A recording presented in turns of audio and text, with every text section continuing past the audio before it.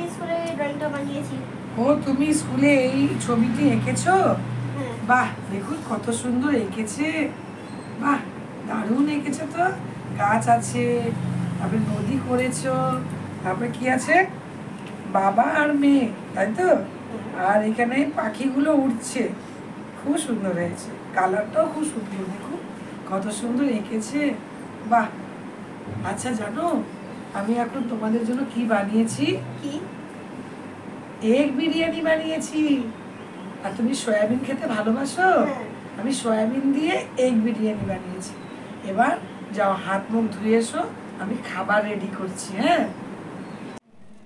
বিরিয়ানি চালকে আধ ঘন্টা ভিজিয়ে রেখে দিতে হবে। আদা রসুনের পেস্ট করে নিতে হবে। ডিম আর আলুকে বয়েল করে খোসাগুলো ছাড়িয়ে নিতে হবে। এইদিকে টমেটো পেস্ট, রসুন আর আদা পেস্ট আর ধনে আর জিরা পেস্ট করে নিতে হবে আলাদাভাবে। একটি পাত্রে জল বয়েল করে তাতে লবণ, তেজপাতা, লবঙ্গ, এলাচ, দারচিনি আর বড় এলাচ দিলাম। চালগুলো আধ ঘন্টা ভিজিয়ে রেখেছিলাম, তারপর ভালো করে ধুয়ে বয়েল করতে দিয়ে দিলাম। এইদিকে চাল বয়েল হওয়ার সময় পেঁয়াজগুলো কেটে নিলাম। পেঁয়াজকে 2 ফালা করে কেটে একটু লম্বা লম্বা করে কাটতে হবে এবং পাপড়িগুলো বের করে নিতে হবে। দিয়ে আমি বিরিস্তা বানাবো।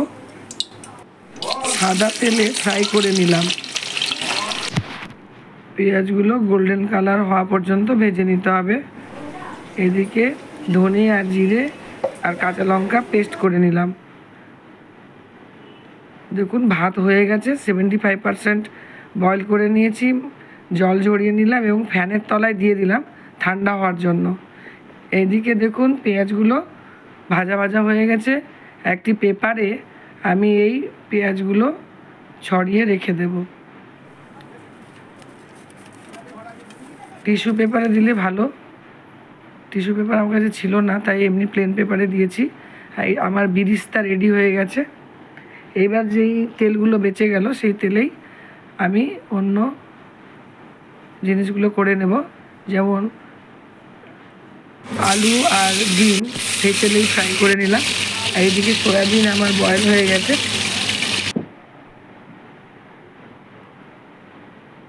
সামান্য লবণ ছড়িয়ে দিয়েছি ফ্রাই করার সময়।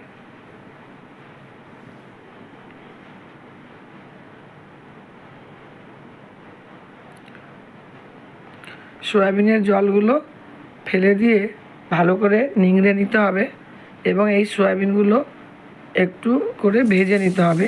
সেই তেলেই আমি ফ্রাই করে নিলাম। সয়াবিনে অল্প মাত্রায় লবণ আর একটু হলুদ দিতে হবে।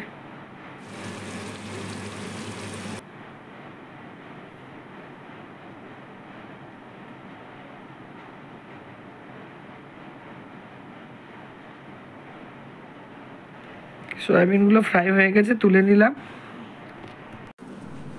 সয়াবিনগুলো ভাজা হয়ে গেছে, তুলে রেখে দিলাম এবং বাকি তেলে আমি সেই আলুগুলো ভেজে নেব এবং সেই ভাতে যে তেজপাতা, লবঙ্গ, এলাচগুলো ছিল সেইগুলো তুলে ফেলে দিলাম। এগুলো থাকলে খাওয়ার সময় মুখে পড়লে খারাপ লাগে। এদিকে রসুন আর আদা ভালো করে ফ্রাই করে নিলাম। তার সাথে জিরা ধনের পেস্টটাও দিয়ে দিলাম।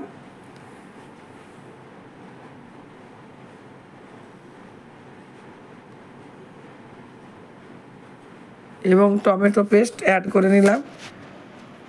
2টো টমেটো পেস্ট করেছিলাম, তাতে লবণ হলুদ দিলাম। দিয়ে খুব ভালো করে কষিয়ে নিতে হবে। যে জল ভাব থাকে সেই জল ভাবটি যেন শুকিয়ে যায়। এভারেস্টের শাহি বিরিয়ানি মশলা অ্যাড করলাম। এই বিরিয়ানি মশলাটি নিজে বাড়িতে তৈরি করা যায়। তার সাথে কসুরি মেথি অ্যাড করলাম।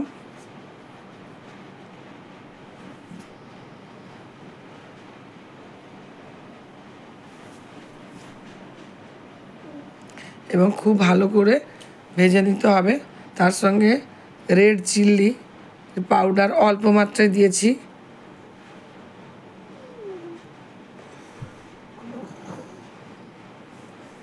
এবং তার সাথে ডিমগুলো দিয়ে দিলাম, একটু গোলমরিচের পাউডারও দিয়েছিলাম।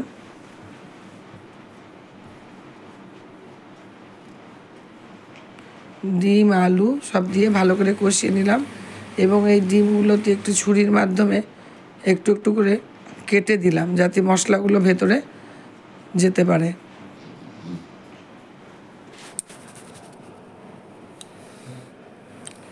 অল্প জল অ্যাড করলাম, বেশি জল দিতে হবে না, পরিমাণ মতো দিতে হবে।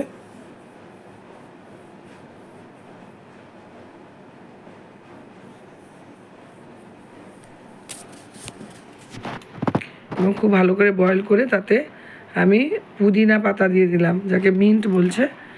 অল্প পুদিনা পাতা দিয়েছি, দিয়ে ভালো করে কষিয়ে নিলাম।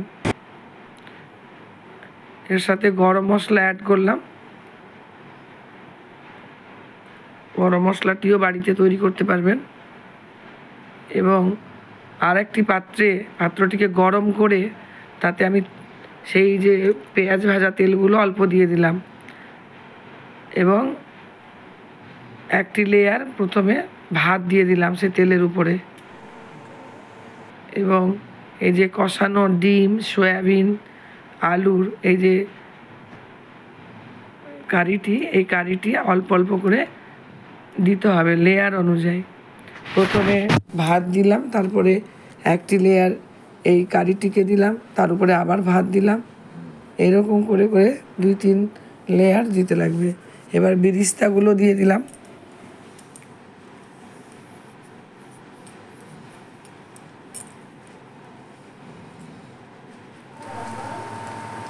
তার উপরে আবার সেই আলু, ডিমের, সয়াবিনের যে কারি সেগুলো অল্প অল্প দিয়ে দিলাম।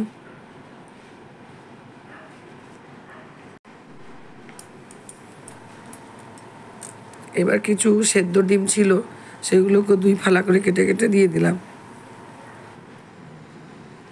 এই ডিমের উপরে এই যে ডিমের যে কারি করেছি সে কারির একটু মশলাগুলো একটু একটু করে দিয়ে দিতে হবে এবং বিরিস্তা, তারপরে পুদিনা পাতা সবগুলো অ্যাড করে দিলাম। আবার একটু ভাতগুলো দিয়ে ঢাকা দিয়ে দিলাম।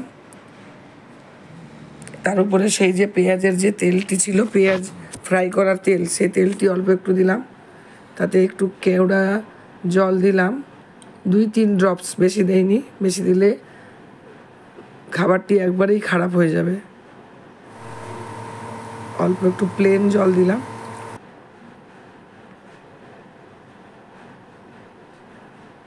দিয়ে ঢাকা দিয়ে দিলাম। খুব ভালো করে ঢাকা দিতে হবে এবং প্রায় 30 থেকে 45 মিনিট ভাপিয়ে নিতে হবে। সিম আছে, ফ্লেম কম করে দিতে হবে। তো আমি একটা গামছা ভিজিয়ে ভালো করে চারিদিকে লাগিয়ে দিয়েছিলাম, যাতে আটা না দিয়ে গামছা দিয়েছিলাম এবং তার সাথে সিলটি চাপা দিয়ে রেখেছিলাম প্রায় 45 মিনিট। এবার আমার বিরিয়ানি রেডি। এই সয়াবিন বিরিয়ানি। কালার পেন্সিলটা রেখে দাও, হ্যাঁ।